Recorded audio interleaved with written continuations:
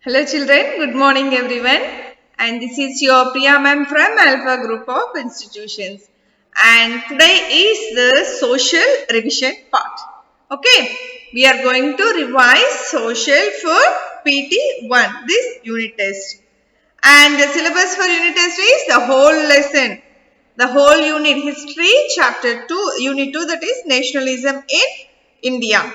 Okay, we have already discussed about this unit in 3 sessions. So the whole chapter you have to be prepared for the unit test. Children, the classwork content will be very less when compared to the lesson because they are only just book back. But according to the CBSE board, all the questions, fill-ups, multiple choice, distinguish, give reasons, these sort of questions you will receive from within the book, not from the book back exercises. You will get from the lesson, from the content. If you are thorough with the content, then only it will be very easy for you to answer the questions, any sort of questions they ask. Okay. So, you have to be prepared with the whole textbook, not the classwork content. The classwork content, the book back questions will consist of just maybe 6 or 8 questions. But in textbook, you have to read each and every line, mainly underline all the dates and years, important places and important names. These are the 4 things you have to underline and be prepared with the content, and you have to remember those things. So when you start reading one by line in the unit, in that lesson, so in each and every line, if you come across any names or any years or dates, any important situations or some places, immediately underline that, revise those spellings, practice. Okay, then only you will be able to understand any sort of exams or questions. And then don't take it as very light, children, as the unit test is only for 25 marks. You have to take it as serious because this unit will be continued for you throughout the year. For all the exams, these lessons, what are the subjects, what are the units you are preparing for this unit exam will be continued till the end of the year. So each and every unit you should be thoroughly prepared. You have ample of time. Okay, you have so much time to prepare and practice. Okay, children. So before starting the direct revision, let us see what all the contents we had discussed in the past 3 sessions. Later we will start the point-wise discussion, revision. Okay. Now, if you see here, nationalism in India, this is the unit 2 in history. Okay. The contents of this unit is what? The introductory part, First World War and Khilafat and non-cooperation, differing strands within the movement, civil disobedience movement, and the sense of collective belonging. These are not just the subheadings, children. In this content itself, you will be coming across many subheadings like Satyagraha, Salt March, Rowlatt Act, Pune Act, many are there. So first, let us see what is the nationalism introduction. Nationalism is a loyalty and devotion to a nation. So in this chapter, what we will do, we will pick up the story from the 1920s and study the non-cooperation movement and civil disobedience movement. These are the two main things. Non-cooperation movement as well as civil disobedience movement we are going to learn in this unit. Okay. Now we will learn that how different social groups participated in the movement. The whole unit is regarding this. Okay. Now we have discussed about the First World War, Khilafat and non-cooperation movement. Later, ideas of Satyagraha. And then these are the pictures related to that, Rowlatt Act. Next, non-cooperation movement. And then non-cooperation in Khilafat movement and differing strands within the movement in the towns and how it was divided like Khadi, what are the reasons to slow down the movement in towns for the movement, and rebellion in countryside. It means that the movement in the countryside villages. And Swaraj in plantation, then February 1922. Okay, these are the contents which we had discussed in the last 3 sessions. And now, this is the revision part. So, nationalism in India means first what comes in our mind is Mahatma Gandhi, right? And his non-violence method. So, Mahatma Gandhi and Satyagraha is the first topic which we have to remember. And this is not about how he had fought or what are the things he had organized to bring back the unity, the nationalism. But these are the important dates and events which we have to prepare for the test. First one is, he returned to India from South Africa in 1915. When he had returned, he returned to India from South Africa in 1915. His method of mass agitation came to known as Satyagraha, and it emphasized on the power of truth. And in 1917, he went to Champaran to inspire the oppressive plantation workers. 1917, he went to Kheda to show support to the peasants. And 1980, he started Satyagraha at Ahmedabad among cotton mill workers. And children, now here I am not going to summarize the whole lesson. It's not possible for you to summarize, for me to summarize the whole content in 30 minutes time. So I'll be highlighting the important points which you have to go through, because these points will be maybe asked in the form of multiple choice questions or fill-ups. But the thing is, you will be getting all the questions, all the topics covered in the question format. So you have to read the textbook on the other hand, each and every content, each and every topic and subtopics. Okay. Next one is the Rowlatt Act. In 1919, according to this act, the British government had the power to repress any political activities and authorize the detention of any political prisoners without trial for 2 years. Next one is Khilafat movement. This Khilafat movement was led by 2 brothers, Muhammad Ali and Shaukat Ali. Khilafat movement was led by whom? 2 brothers, Muhammad Ali and Shaukat Ali. Children, when you are coming through this important name, just take a pencil and underline it in the textbook. Okay? Not while I am teaching, while you are reading. Then, the Khilafat committee was formed in Bombay. First it was formed in Bombay, and Gandhiji also supported this movement. And together these brothers along with Gandhiji, they started the non-cooperation campaign in 1921. Okay.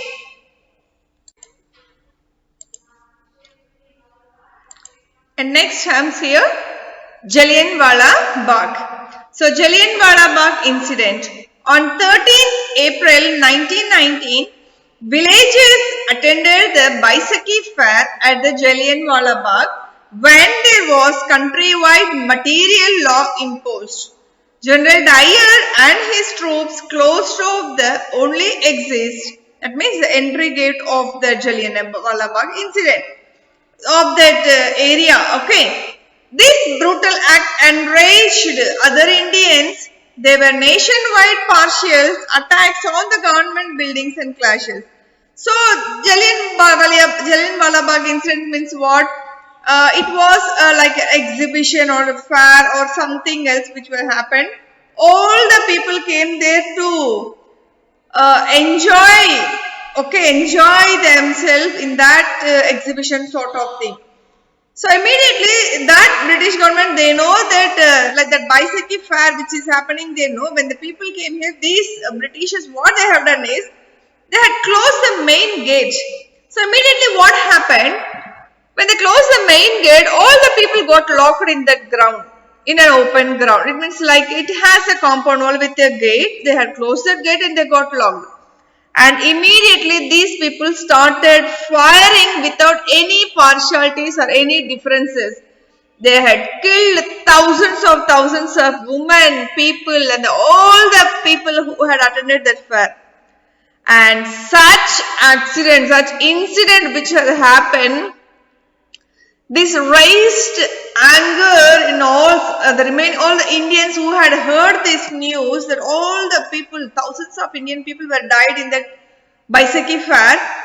They got outraged, they got angry, and they started attacking all the government offices, government police stations, and they started killing the Britishers also. So that is what Jallianwala Bagh incident. Okay. Now here different interpretations of Swaraj. So when non-cooperation movement has started, non-violence way of fighting against the British started, the people all over India were standing together unitedly for the freedom of our nation, okay. But each and every people who are living in their own perspective, in their own respective areas, have their own perspective ideas on the Swaraj. They don't have that this is the rules and these are the rules and regulations to follow, but they have their own perspectives and they started acting according to their ideas and their wishes in that particular regions, okay. And here people started discarding imported clothes and started wearing indigenous ones. It means they started banning all the British goods, the clothes, and started weaving their own clothes, okay. And Khadi became popular because Khadi is one of the famous cloth material which is only purely related to India. So when our people started boycotting, banning all those British clothes, Khadi became famous, Khadi became popular because we have that way, that is the only way to wear our dresses, right? Okay. Now peasants were forced to beggar, and they started demanding the abolition of a beggar, reduction of revenue and social boycotted oppressive landlords. The tribal community had their interpretation of Swaraj. Even the tribal people, they also having their idea on Swaraj. Okay. Inland Immigration Act 1959 prohibited Assam tea plantation workers from leaving the tea gardens without prior permission. So they defined the authorities and left their homes when the non-cooperation movement started. So then even some people who are working in these tea estates know, they have a strict rule that they should not go out of that limit from where they are working. They will not get proper wages and they were just arrested within that compound, within that estate, and they don't have rights to go out. So they thought what they are thinking is Swaraj means just getting freedom to go out of that estate whenever they like. So they thought that independence is that for them and they were acting according to that. Tribals were thinking their independence is different and they are acting according to that. So different strands of people in different places and different areas of India had their own perspectives on the independence or nationalism of movement. They started acting according to that. They started fighting according to that under the name Gandhiji. Because he was the one who started non-cooperation movement and the Swaraj and non-violence method, right? They were supporting our Gandhiji, they were using it, they were just they were headed by him, not headed by him. They were just accepting him as their leader, but the proper way and proper ideas were not conveyed to all the people who were living all over the India, as we were lacking communication techniques in those days. So the people living all over India, what they have done is they have started acting according to their sub-leaders who were heading them in those areas. Okay. Now next is Salt March. Mahatma Gandhi wrote a letter to Viceroy Irwin that states 11 demands. One of them was the abolishment of the salt tax. So Mahatma Gandhi, he wrote a letter to Viceroy Irwin that state, which is stating like he wrote a letter demanding for 11 issues, and in those 11 issues, one is the abolition of salt tax. Salt is an important ingredient which all the rich and poor people need today. But these Britishers, they were collecting tax even on that salt. So that is why Mahatma Gandhi first and his 11 demands, the first thing is he want to abolish the salt tax on the salt. Next, by March 11, he threatened to launch a civil disobedience campaign if the demands were fulfilled. He started his historic salt march with 78 volunteers. Okay, the salt march was 240 miles from Sabarmati to Dandi. On 6th April, he and his volunteers reached Dandi and broke the salt law by manufacturing salt. This is how the salt march has started and being in the how Mahatma Gandhi organized this salt march and how he had proposed all his 11 demands and issues which people are facing from the poor to the rich. So he had made a list there and he had posted to airplane. Okay. So the next is effects of civil disobedience movement. Then now let us discuss about the effects of the civil disobedience movement.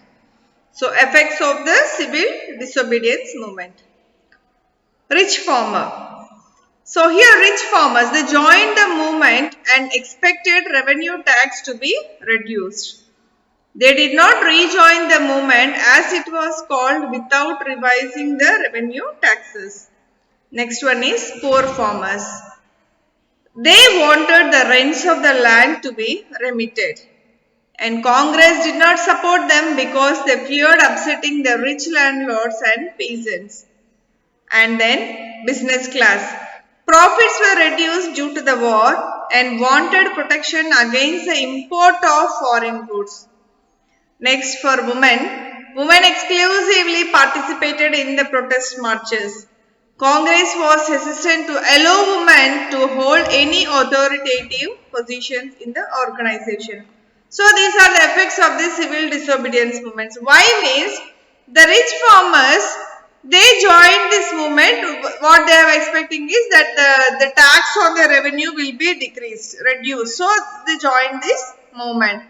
But what happened is they did not join the movement later because it was not without revising any taxes. It was just following the same rules. So they were not willing to continue in this movement. Later when we come to the poor farmers, what happened is these women, they wanted the rent. They are paying the rent for the landowners, right? They were demanding that their rent should be reduced or their rent should be they have to omit that. But what happened is in this matter the Congress did not support them because if they help these poor farmers, that will definitely affect the rich farmers, these landlords, because we also need their support for that. And so on the other hand, when the Congress is supporting these rich landlords, the poor farmers, they started supporting this movement, joining this movement. Okay. The next is business class. Business class people also joined at first, but later when they came to know that their business is getting low, their economic level is getting low, because when they were boycotting all these British goods, they were getting very good income. So when we are preparing our own clothes in our own areas, there is no use of buying those things and importing this. So they thought that their business is getting affected and the economic level is getting low. They were also not supporting here. And also women. Women is the main, one of the important characters who were supporting more in this movement. They were also standing first in all these marches. But what happened is here, the Congress is not ready to give any place to the women. Congress is not allowing women to take any authoritative steps because once the Britishers they started attacking back, the first one, the people who will get hurt is the women.